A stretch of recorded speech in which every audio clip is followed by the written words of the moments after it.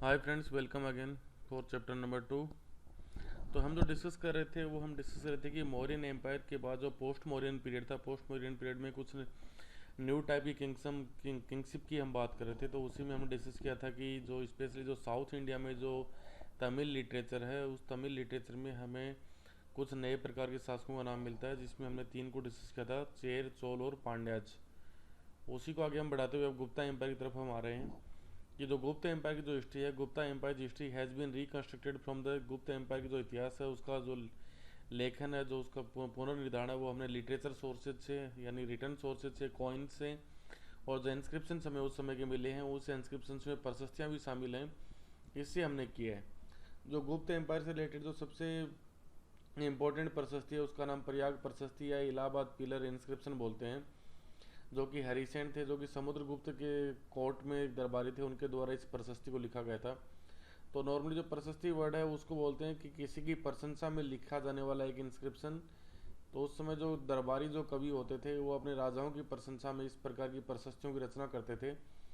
तो प्रशस्ति को जब एक हिस्टोरिकल सोर्स के रूप में हम यूटिलाइज करते हैं, प्रशस्ति को जब इतिहास के एक स्रोत के रूप में हम उपयोग करते हैं, तो हमें ये ध्यान रखना चाहिए कि इस प्रकार की कोई भी प्रशस्ति है वो एक पर्टिकुलर राजा को खुश करने के लिए लिखी गई है। तो हो सकता है उसमें ऐसी बहुत सारी बातें हों जिनको बहुत ही बढ़ा चढ़ाकर लिखा गया हो। तो इसलिए इतिहासकार नॉर्मली ये करते हैं कि प्रशस्ति की लिखी हुई बातों को कि कोई दूसरे सोर्सेज होते हैं उनसे भी मिलाने की कोशिश करते हैं। तो प्रशस्तियाँ इतिहास का एक स्रोत है जो हमें कई सारी इन्फॉर्मेशन देती हैं, लेकिन उसमें कई बार अतिशयोक्ति हो सकती है, यानी कि चीज़ों को बहुत ही बढ़ा चढ़ा के बता गया हो सकता है। ये हमें ध्यान में रखना है। Now, what did subjects think about their rulers? तो historians have tried to understand this by examining stories contained in जातक्स। जो जातक कहानियाँ होती हैं, उन जातक कहानियों में माना जाता है कि महात्मा बुद्ध के जो पूर्व जन्म की स्टोरीज हैं उनको जातक कथाओं में संकलित किया गया है। ये सारी की सारी जातक कथाओं को पाली भाषा में लिखा गया है। इसके अलावा जो पंचतंत्र की कहानियाँ हैं उनमें भी इसी प्रकार की स्टोरीज हैं जिनसे भी इतिहास का पुनर्निर्माण करने की कोशिश की गई है। The Jatak story indicates the strained relationship between kings and subjects. King demanded high। तो जातक कहानियाँ हैं वो नॉर्मली हमें जो आमजन होते हैं, कॉमन पीपल होते हैं, और जो राजा होते हैं उनके बीच के रिलेशनशिप के बारे में भी बहुत सारी इन्फॉर्मेशन प्रोवाइड करती हैं। Kings demanded high taxes and peasants oppose to this. जैसे वो आपकी बुक में गतिंदु जातक की जो कहानी दे रखी है उसमें ये बताया गया कि जो राजा है वो टैक्स की उच्च दरों की डिमांड करता है और किस प्रकार से पीजेंट्री क्लास उसका विरोध करती है। अगली जो थ्योरी हम बात कर रहे हैं वो है डिवाइन किंग, यानी जो देवी राजा की जो थ्योरी है, जो लंबे समय तक भारतीय इतिहास में शासकों ने अपनाई है। तो इसमें सिंपल सा to present themselves as superior need to be worshipped. ज़्यादातर राजाओं की इच्छा होती थी कि वो अपने आप को सोसाइटी के अंदर, अपनी प्रजा के अंदर, अपने सिटीजन्स के सामने सुपीरियर के रूप में पेश करना चाहते थे ताकि उनकी पूजा हो सके। First claimed by Kushana in first century से ही क्लेमिंग टू बी देवपुत्र। सबसे पहले जो भारतीय शासकों में इस प्रकार की उपाधियां, जो डिवाइन किंग की जो थ्योरी है उसको कुषाण शासकों के द्वारा अपनाया गया था। जो कुषाण शासक थे वो अपने जो यूनानी रूलर्स थे उनसे बड़े प्रभावित थे, तो उन्हीं से इंस्पायर होकर उन्होंने इसको क्लेम किया था और उन्होंने अपने लिए देवपुत्र की उपाधि उन्होंने धारण की थी। 4th सेंचुरी BC में जो प्रशस्ति लिखी गई है वो प्रशस्ति गुप्त पीरियड की प्रशंसा में लिखी गई है। प्रयाग प्रशस्ति जो कि हरिसेन, जो कि समुद्रगुप्त का एक पोइट था, उसके द्वारा लिखा गया, उसका एक कोर्टियर था, दरबारी था, और ये प्रशस्ति है वो संस्कृत भाषा में लिखी गई है। ये हमें ध्यान में रखना है।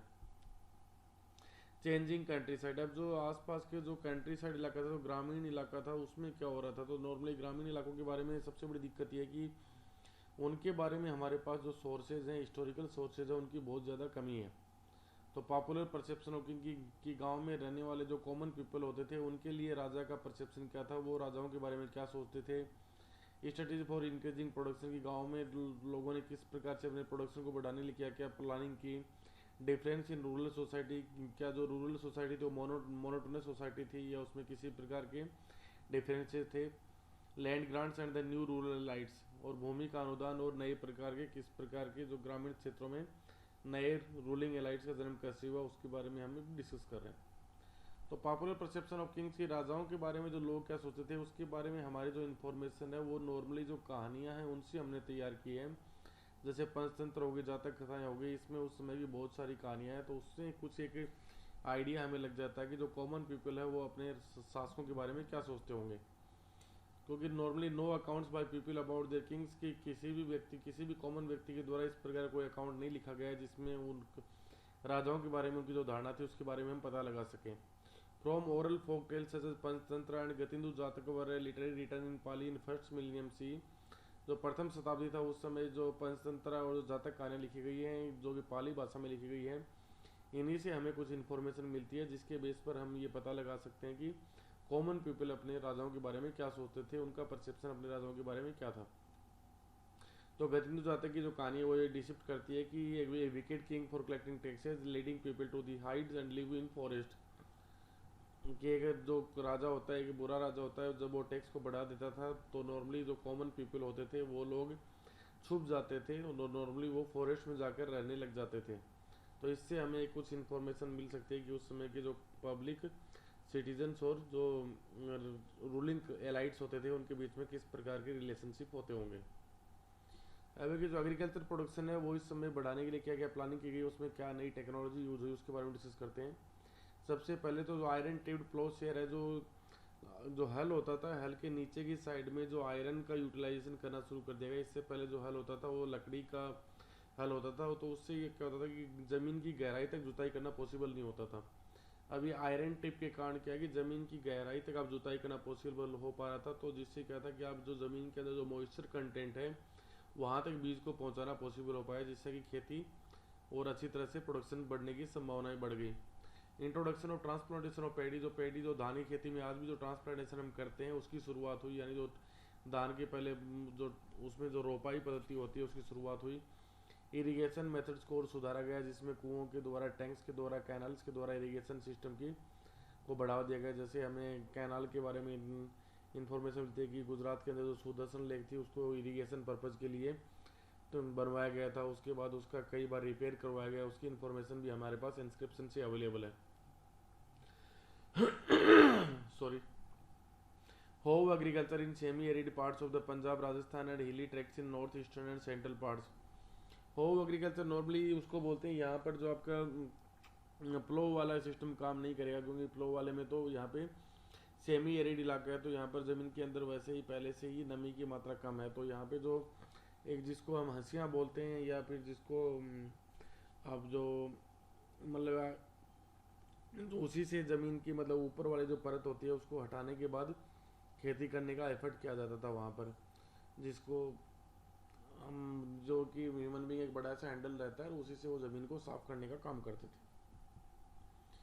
अगला जो another way to meet the growing demand of taxes was to increase the crop production. अब ये कि जैसे जैसे साम्राज्य की सीमाएं बढ़ती जा रही हैं, महाजनपद हैं वो ज़्यादा मजबूत होते जा रहे हैं, तो हर महाजनपद का जो किंग है वो ज़्यादा टैक्सेस की डिमांड कर रहा था। और टैक्स का जो सिंपल सा जो टैक्स कहाँ से प्रोवाइड होगा, टैक्स के लिए आपको क्रॉप का प्रोडक्शन बढ़ाना पड़ेगा। क्रॉप के प्रोडक्शन बढ़ाने का दो तरीके हैं, या तो आप अपनी जो पहले की ज़मीन है उसके अंदर आप प्रोडक्टिविटी बढ़ाओ, या फिर जो एरिया ऑफ एग्रीकल्चर है उसको बढ़ावा दिया जाए। तो ये दोनों ही चीज़ हम देख रहे हैं कि पहला जो काम हम देख रहे हैं कि किस प्रकार से उसी पर्टिकुलर ज़मीन के अंदर प्रोडक्शन को बढ़ावा दिया गया। अगले पार्ट में हम देखेंगे किस प्रकार से एग्रीकल्चर को बढ़ावा दिया गया। तो वही सिंपल चीज़ है कि आयरन प्लो की शुरुआत हुई, जिससे कि गहराई तक बीजों को पहुंचाया जा सका, जिससे प्रोडक्शन बढ़ सके। सेमी एरिड इलाकों में इस टेक्निक को 20वीं सेंचुरी तक भी अडोप्ट नहीं किया गया था, वहाँ पर वही पहले वाला होव वाला सिस्टम को यूज किया जा रहा था। हिली टेरेन में होव एग्रीकल्चर को यूटिलाइज किया जा रहा था, इरीगेशन सिस्टम को भी बेटर तरीके से यूटिलाइज किया जा रहा था एग्रीकल्चर पर्पज़ के लिए। अब ये जो रूलिंग सोसाइटी थी, ये रूलिंग सोसाइटी में भी किस प्रकार का डिफरेंशिएट था उसको हमें डिस्कस करना है कि सारी रूलिंग सोसाइटी एक जैसी नहीं थी, वो मोनोटोनस सोसाइटी नहीं थी। तो इसके बारे में जो हमारे पास इन्फॉर्मेशन है वो इन्फॉर्मेशन हमें जातक कथाओं से या फिर जो तमिल लिटरेचर है जिसको संगम लिटरेचर के नाम से जानते हैं उनसे हमें बहुत सारी इन्फॉर्मेशन मिलती है। With the increase in production, जैसे ही ग्रामीण इलाकों में प्रोडक्शन बढ़ा तो difference arose among people engaged in agriculture, तो खेती में जो लोग लगे हुए थे उनके बीच में भी डिफरेंसेज आए होंगे, क्योंकि सिंपल सा उनकी जो इकोनॉमिक कंडीशन है उसमें चेंजमेंट आए होंगे। जो जिनके पास जो लैंड रिसोर्सेज ज़्यादा होंगे वो सोसाइटी में अपलिफ्ट कर गए होंगे, जिनके पास लैंड रिसोर्सेज कम थे वो सोसाइटी में अभी भी डाउन ट्रोडन कंडीशन में रहे होंगे। तो बुद्धिस्ट लिटरेचर में हमें पता चल रहा है Buddhist tradition refers to landless agriculture labourers, small peasants and the lords landlords. जो बुद्धिस्ट जितना भी लिटरेचर है उसमें हमें नॉर्मली 3 प्रकार के लोग गाँव में बताए गए हैं, जिनमें से पहले वो लोग हैं जो कि जिनके पास लैंड रिसोर्सेज नहीं है, वो किसी दूसरों के खेतों में कृषि दास के रूप में काम करते हैं। दूसरे स्मॉल पीजेंट्स जो छोटे किसान होते हैं वो, और तीसरा लार्ज लैंड लॉर्ड्स जो बड़े भूस्वामी होते हैं। तो इस प्रकार से हम देखते हैं कि सोसाइटी तीन डिफरेंट पार्ट्स में सेग्रीगेट है, तीन डिफरेंट पार्ट्स में बटी हुई है। Landlords and heads of village were more powerful and had control over farmers. जो बड़े भूस्वामी होते थे और गांव का जो मुख्य होता था वो सबसे पावरफुल होते थे और वो बाकी किसानों के ऊपर अपना कंट्रोल, एक आधिपत्य बनाकर रखते थे। जो तमिल साहित्य में जो संगम टेक्स्ट लिखा गया है उसमें भी जो बड़े लार्ज लैंडलॉर्ड्स हैं उनको वेल्लार बोला गया है। जो खेती करने वाले छोटे किसान होते हैं प्लोमैन, उनको जुआर बोला गया है। और जो खेती में हेल्प करने वाले जो स्लेव्स होते थे, दास होते थे, उनको अदामी बोला गया है।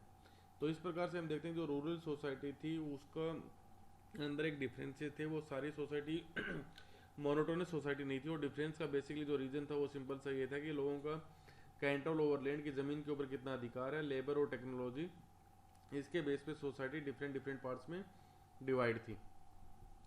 अगला हम बात करें difference in the rural society. तो ये सिंपल सा होगी गैपति जो टर्म है, जो पाली का जो टेक्स्ट है, पाली के में जो रचनाएं की गई हैं उनमें गैपति को जो किसी भी घर का जो मास्टर होता है, घर का जो मालिक होता है, उसके लिए गैपति वर्ड का यूज किया गया है।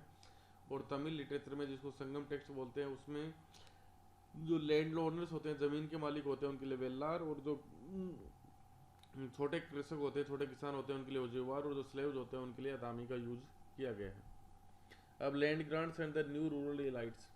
अब जो ये कि पहला तरीका तो टैक्सेशन बढ़ाने का ये था कि जो पहले से प्रोडक्शन हो रहा है उसी को बढ़ावा दिया जाए। दूसरा टैक्स बढ़ाने का तरीका ये था कि एग्रीकल्चर का जो इलाका है, एग्रीकल्चर का जो एरिया है उसको एक्सटेंड किया जाए। तो उस समय हम सोच सकते हैं कि इंडिया की सब कॉन्टिनेंट में पॉपुलेशन कम थी, जो एग्रीकल्चर के लिए जो एरिया ऑफ एग्रीकल्चर है वो बहुत ज़्यादा अवेलेबल था। और नॉर्मली ज़्यादातर जो लैंड पार्ट था उसके ऊपर फॉरेस्ट पार्ट अवेलेबल था। तो इन फॉरेस्ट को कट डाउन करके एग्रीकल्चर के एरिया को बढ़ाने के लिए जो राजाओं ने लैंड ग्रांट्स के सिस्टम को यहाँ पे इंट्रोड्यूस किया। अब ये कि लैंड ग्रांट्स दिए गए, जो जब भूमि अनुदान दिए गए उसके सोर्सेज क्या हैं, उसके बारे में हमारे पास क्या इन्फॉर्मेशन है। तो नॉर्मली उस समय जो जितने भी भूमि अनुदान दिए जाते थे वो ज़्यादा जो कॉपर प्लेट्स होती थी उनके ऊपर उनको लिखवाया जाता था। और जो साउथ इंडिया के जो नॉर्मली जो टेम्पल्स हैं उन टेम्पल्स में हमें इस प्रकार की कई सारी कॉपर प्लेट्स मिली हैं जहाँ पर इस प्रकार के भूमि के अनुदान को लिखवाया गया है। May be a symbol of certifying the details of the land. साथ ही इसमें जो हो सकता है ये कॉपर के प्लेट पे इसलिए भी लिखवाते थे कि जो ज़मीन का जो पूरा डिटेल है वो सारा का सारा उसमें सर्टिफाई हो जाए। अब हमारे सामने जो बड़ा नाम आता है इसमें जो भूमि अनुदान में, वो नाम है प्रभावती गुप्त। प्रभावती गुप्त है वो चंद्रगुप्त मौर्य, चंद्रगुप्त जो सेकंड है गुप्त एम्पायर से रिलेटेड, उसकी बेटी का नाम है चंद्रगुप्त विक्रमादित्य भी उसको बोलते हैं, जिसका जो विवाह है वो मध्य प्रदेश में उस समय एक वाटाकक शासक होते थे, उनके वाटाकक वंश में उसकी शादी हुई थी। तो लीगल टेक्स्ट सजेस्ट जो हमारे धर्मशास्त्र और धर्मसूत्र हैं वो ये हमें ये बताते हैं कि women do not have independent access to resources, कि महिलाओं का किसी भी प्रकार के स्वतंत्र रिसोर्स जैसे कि ज़मीन होती है उसके ऊपर कोई भी अधिकार नहीं होगा। ये हमारे धर्मशास्त्र और धर्मसूत्र बोलते हैं। But evidence have been found that she had granted land. लेकिन हमारे पास ऐसे बहुत सारे एविडेंस अवेलेबल हैं जिनसे हमें ये पता चलता है कि प्रभावती गुप्त ने ज़मीन का अनुदान दिया था। ही सी ग्रांटेड द लैंड। तो कोई भी व्यक्ति भूमि का अनुदान वो ही दे सकता है जिसके पास भूमि का वो स्वामित्व होगा। तो इसका मतलब प्रभावती गुप्त के एक्सेस में कुछ भूमि रही होगी जिसको उसने ग्रांट के रूप में दिया है। तो ये बात पूरी तरीके से एकदम से कॉन्ट्राडिक्टरी है हमारे लीगल टेक्स्ट के। और ये लीगल टेक्स्ट है हमारे धर्मसूत्र और धर्मशास्त्र, जिसमें बोला गया है किसी भी महिला का इंडिपेंडेंट एक्सेस नहीं होगा किसी भी रिसोर्स पे, जैसे कि ज़मीन जैसे रिसोर्स पे। लेकिन यहाँ पे प्रभावती गुप्त के पास इंडिपेंडेंट एक्सेस है और वो उसका ग्रांट भी करती है उसको। तो इसका हम थोड़ा सा ये मान सकते हैं कि वो किसी राज परिवार से संबंधित थी, इसलिए उसने इन लीगल टेक्स्ट को ध्यान में नहीं रखा और इस प्रकार से वो डोनेशन का देने का काम कर रही थी। Other reasons for land grants. अब दूसरे कुछ रीजन लैंड ग्रांट्स के हो सकते हैं। Strategy to increase agriculture area, कि एग्रीकल्चर एरिया को बढ़ावा देने के लिए भी लैंड ग्रांट्स दिया जाता था, जैसे हम डिस्कस कर चुके हैं।